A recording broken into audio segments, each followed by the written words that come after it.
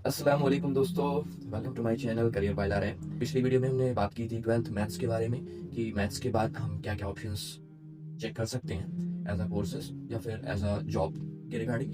तो वो आप वीडियो जाके हमारी गैलरी में चेक कर सकते हैं। अपार्ट फ्रॉम दैट आज हम बात करने वाले हैं 12th बायो से रिलेटेड कि हमारे पास क्या क्या ऑप्शन है। तो चलिए शुरू करते हैं। सबसे पहले जो हमारा है 12th बायो के बाद जो शॉर्ट टर्म कोर्सेज हैं, जो जनरली सर्टिफिकेट कोर्सेज होते हैं, वो 6 मंथ से लेके 2 ईयर्स के अप्रॉक्स होते हैं जिनकी ड्यूरेशन। और जिसमें सबसे पहला जो हमारा कोर्स है वो है मेडिकल लेबोरेटरी टेक्नोलॉजिस्ट का।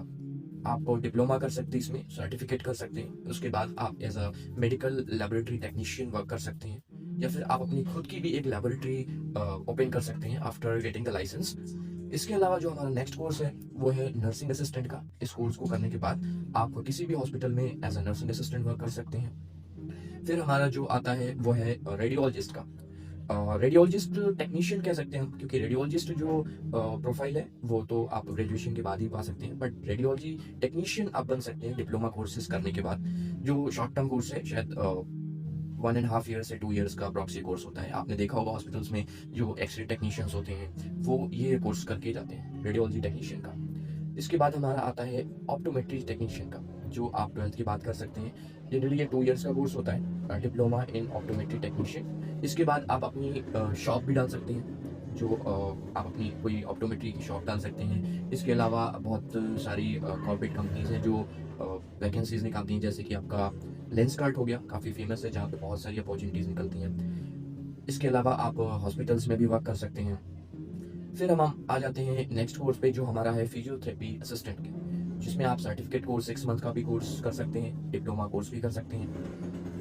और इसके अलावा फिर हमारा जो नेक्स्ट कोर्स है वो है डी फार्मा, जो काफ़ी आपने सुना भी होगा कि डी फार्मा इन्होंने किया। तो डी फार्मा आपका जनरली 2 साल का होता है। आप अगर मैथ से भी हैं या बायो से हैं, दोनों ऑप्शन हैं आपके पास, दोनों से आप कर सकते हैं डी फार्मा। डी फार्मा के बाद ऑप्शन आपके पास क्या रहते हैं कि आप खुद की एक केमिस्ट शॉप खोल सकते हैं, medical shop, after getting the licence. उसके अलावा आप किसी फार्मासिस्ट कंपनी में भी वर्क कर सकते हैं, और या फिर आप किसी भी बड़ी एक हॉस्पिटल में एज अ फार्माकोलॉजी वर्क कर सकते हैं। इनके पार्टिकुलर जो केमिस्ट डिपार्टमेंट होता है उसमें आप वर्क कर सकते हैं। अभी हम आ जाते हैं बड़े कोर्सेज के बारे में, लॉन्ग टर्म कोर्सेज जो है हमारे, जैसे कि 3 साल से लेके 5 साल के हैं। तो इसमें जो सबसे फेमस कोर्स है आप सब जानते होंगे उसके, जैसे कि MBBS, bachelor of medicine and bachelor of surgery, ये सबसे फेमस कोर्स है। आप इस कोर्स को कर सकते हैं। जनरली 4.5 ईयर्स का होता है। इसमें 1 ईयर अप्रॉक्स आपका इंटर्नशिप कंप्लीट करना होता है, जो मैंडेटरी होता है। तो आप 5.5 ईयर्स में आप एज अ MBBS डॉक्टर बन सकते हैं। MBBS के अलावा भी बहुत सारे कोर्सेज होते हैं, जैसे कि आपके BOMS हो गए, BHMS हो गए, BAMS हो गए। अभी इंडिया में काफ़ी बूम पे जा रहा है एक और करियर, वो BNYS है, bachelor of naturopathy and yogic science. हालांकि अभी ऑथेंटिसिटी बाहर मुल्कों में उतनी नहीं है, बट अभी इंडिया में काफ़ी इसकी डिमांड बढ़ रही है। तो आप अगर इसमें इंटरेस्टेड हैं तो आप इसको भी ट्राई कर सकते हैं। इसके अलावा जो हमारे पास नेक्स्ट कोर्सेज है वो बैचलर ऑफ फिजियोथेरेपी है। वो भी आपका 4.5 ईयर्स का होता है अप्रॉक्स। इसके अलावा जो आपका कोर्स है वो BDS भी है, bachelor of dental surgery. Generally जब मेजॉरिटी ऑफ द स्टूडेंट्स को जब MBBS प्रेफर करते हैं, कुछ मार्क्स की वजह से उन्हें नहीं मिल पाता, तो फिर वो BDS प्रेफर करते हैं, क्योंकि वो भी एक बहुत ही बूमिंग करियर है, जिसमें हमारी सोसाइटी में बहुत सारी रिक्वायरमेंट्स है डेंटिस्ट की अभी। तो आप BDS भी कर सकते हैं। आप BDS करने के बाद किसी हॉस्पिटल के साथ भी वर्क कर सकते हैं, इवन आप अपनी भी क्लिनिक खोल सकते हैं। तो वो आप पे डिपेंड करता है। इसके अलावा आपका जो नेक्स्ट ऑप्शन है वो है बैचलर ऑफ फार्मेसी। वो भी आपका अप्रॉक्स 4 ईयर्स का होता है। आप उसे भी करके किसी केमिस्ट मैन्युफैक्चरिंग कंपनी में भी वर्क कर सकते हैं। आप अपनी मेडिकल शॉप भी डाल सकते हैं। इसके बाद हमारा जो ऑप्शन है वो है बैचलर ऑफ वेटनरी साइंस।